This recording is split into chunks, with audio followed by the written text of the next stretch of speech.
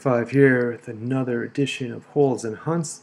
This one is all from the same haul.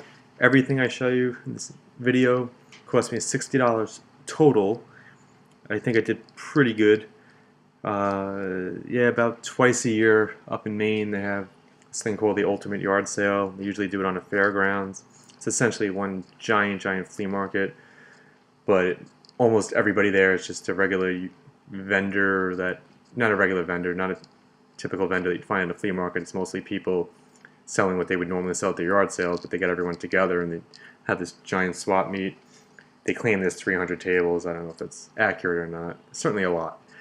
But I like to go, because I always like to go to those type of things. You never know what you're going to find. There were not too many video games, but one table had almost exclusively just video games. So it was a nice guy. Turns out he doesn't live too far from where I am. He knew what he had. Like he was selling what he basically his doubles or things he didn't really want. The prices were good though. Even though he knew what he had, they were very fair. There's a lot of other stuff he did have that I wanted, but you can only buy so much at once. Hopefully I get in touch with him for those other games I was looking for. But still did pretty damn good, and everything here cost $60. So we'll start with the N64 titles in no particular order.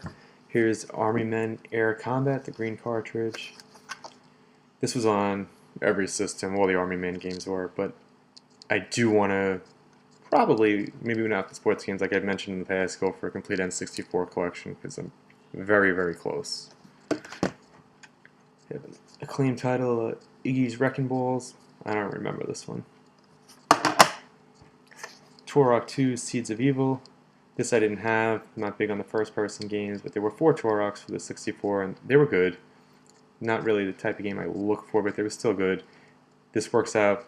Saw a few videos ago when I got those extra booklets. Turok 2 was one of them, so there we go. Yeah. Milo's Astrolanes, some kind of gimmicky bowling game. Never played it before. I see it around every so often, but I never wanted to pay $6 or $7 for it, but paying $3 and change was worth it. Sticker's a little dirty. Rugrats Scavenger Hunt. There was a second Rugrats game for the system as well, which I do not have. Army Men 2 Sarge's Heroes, green cartridge. GoldenEye 007. Everybody loved this game, and a lot of people still do. I never got into it. The multiplayer was fun, I'll give it that, but it's a first-person game, and I tend to avoid those. Bust to Move Arcade Edition. Everybody knows Bust to Move. They're on every system in some fashion. A little dirty on top. I got to try to get the rest of that sticker residue off. Looks like from a GameStop sticker from way back. And we got Army Men Sarge's Heroes, the first one. This was the gray cartridge. I don't remember if there was a green version of this particular game or if they did it later on. Like I know with Turok, the first edition was black, but then they made a gray version. If anybody knows, let me know. Moving on to the Nintendo, we got Trick Shooting, which LC recently picked up and he was happy with. I didn't have this light gun game, but now I do. Monster Party. I think I played this from the video store a few times, but I don't know anyone who actually owned it. Hope it's good. The artwork on it looks like it should be good. It gets the point across, but you never know with those NES games. A Nintendo Classic, Star Tropics, the first one. This should be a franchise they bring back. I don't know why they only made the 2 games. Here's the Quattro Adventure. It's a 4-pack, unlicensed, completely unlicensed. About as unlicensed as you're going to get. I think all 4 games on here probably are not good. We'll find out if it works. And on the back here, I don't know if you can see it too much, as a switch.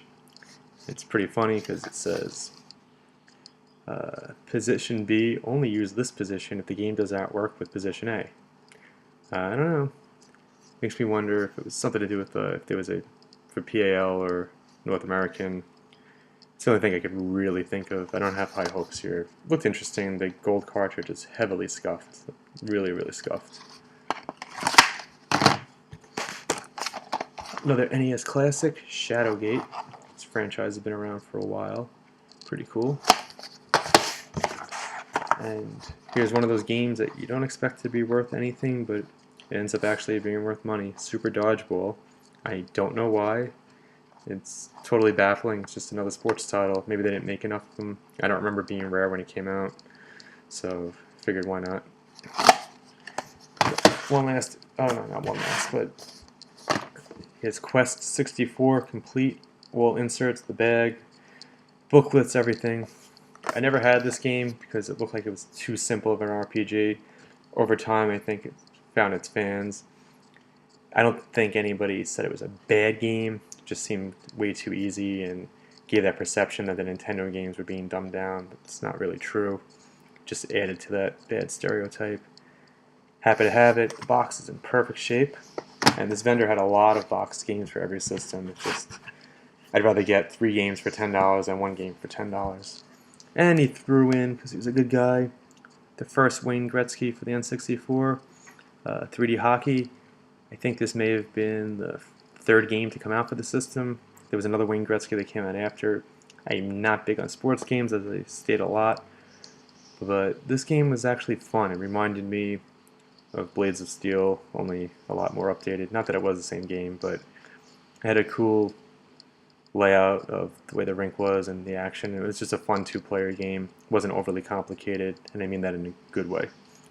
So everything that I've shown you here, which is 3, 4, 7, I'm sorry, 3, 6, 9, 10, 11, 12, 13, 14, 15, 16, 17. Maybe I'm counting wrong, but I think 18 games here for $60. That is an average about $3 each. You go to a store today and you buy a new game, it's going to cost you $60, so I think I did pretty good. Thank you for watching. Please rate, comment, and subscribe.